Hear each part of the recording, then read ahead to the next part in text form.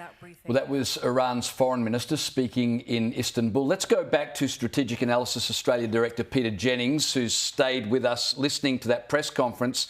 Peter, he's meeting with Putin tomorrow. He mentioned China, he mentioned Turkey, he mentioned the Islamic world standing with them against a West that they now do not and cannot trust. This does not look good.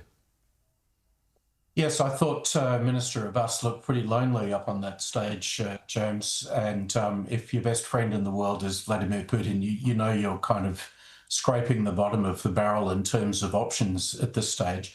The UN Security Council may debate it, but it won't go anywhere because the US, of course, has a veto. I think the support that the minister claimed he was getting from the Islamic world is token only, because in many cases, the Islamic world will be only too happy to see that regime fall. So their options are limited. It'll be interesting to see if Turkey wants to take up their cause in any way at the NATO summit in a couple of days' time. But really, I think what you hear from Minister Abbas is that they've not got too many places left to go. He's talking about retaliation, but can't say what it will be. I think largely because their capacity to retaliate has been very, very limited over the last 10 days. So he's kind of talking the talk, but there's not much space for him to actually carve out a position for Iran at this point. And the foreign minister said he was going to Moscow this afternoon and meeting with Vladimir Putin tomorrow. What do you think Iran wants to get out of Russia? What would they be seeking from that meeting tomorrow? And how do you think Russia will respond? Well, I guess they're looking to see just how far will Russia and probably China go in terms of being prepared to back them in the international community and also with resources, in the case of Russia, like weapons. And I think Minister Abbas will probably be disappointed. I don't think the Russians are in a position to offer too much largesse to Iran right now because of their situation in Ukraine. And so that takes me back to my sort of start point, Freya, which is that I think they've got less and less options available to them in the international community.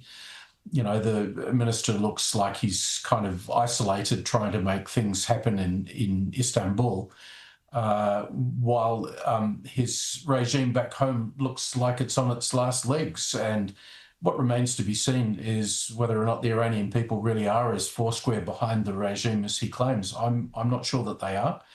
And so I think a key thing to watch for in the next few days is, do we see people on the streets in Tehran? Because that may well be a signal of the end of the regime. Well, I wanted to pick you up on that because we heard Iran's foreign minister say that the people of Iran are united and in solidarity with the government. Are you buying that?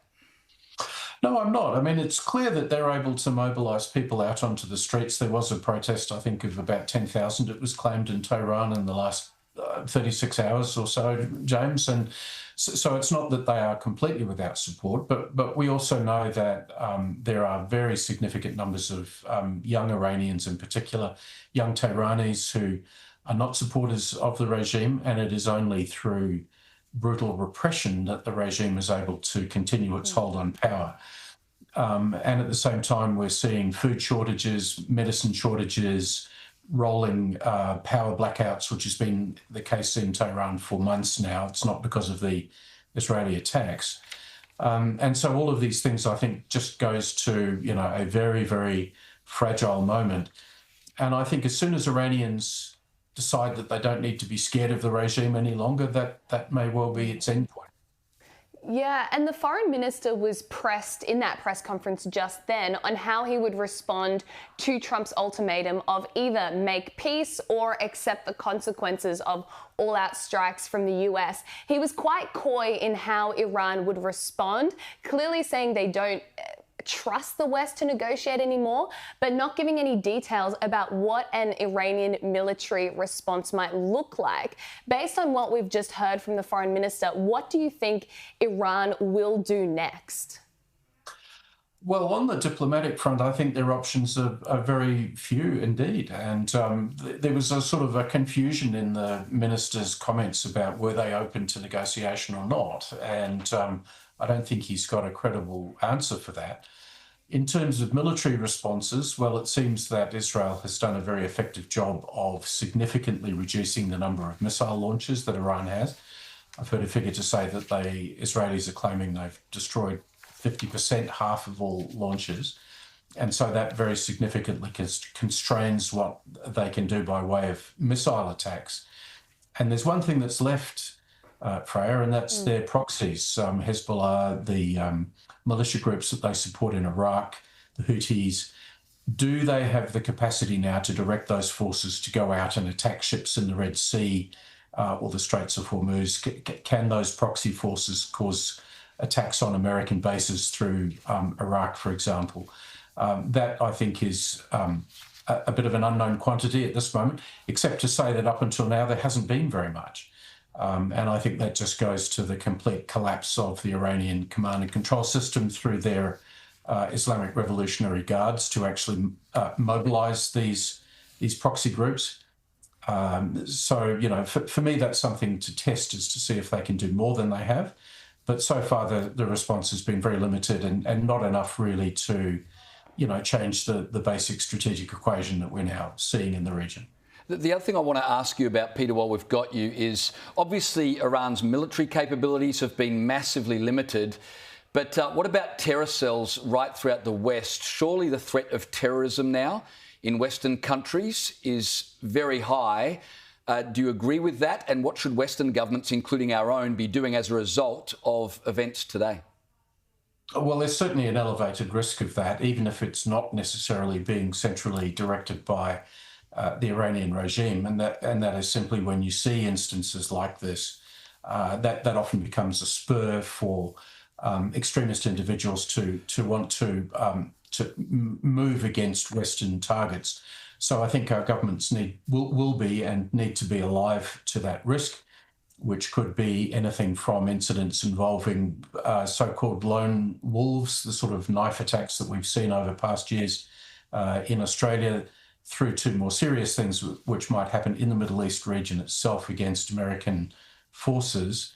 But overall, the broad picture, I think, here is that we're seeing there was just an awful lot of hollowness, a lot of talk, but real hollowness in terms of Iran's capacity to mount these sorts of responses, which Israel has done an immense job of weakening over the last, since October 7 of Peter, I'm just going to have to cut you off again. I'm sorry, but we've got the IDF speaking now, so we're going to go live to this press conference with the IDF. Have a listen. Conducted by the Hamas terrorist organization. Ofra Keidar was 71 years old, a mother of 3, from Kibbutz Be'eri. She was married to Shmuel Keidar. Both were murdered brutally in their kibbutz. Yonatan Samerano was 21 years old. He was celebrating life at the Nova Music Festival when Hamas opened fire on him. He was then dragged into Gaza by Hamas terrorists. More disturbing, one of the terrorists was an UNRWA worker. Let that sink in. UN workers took part in the October 7th massacre. Staff Sergeant Shai Levinson was 19 years old. He was a tank commander who bravely fought against terrorists on the morning of October 7th. He fell in battle, defending Israeli communities until his last moments. His body was then taken to Gaza. 50 hostages still remain in brutal captivity. We will not rest until every hostage is home. We will continue to act with resolve and determination to protect the citizens of Israel. Thank you very much.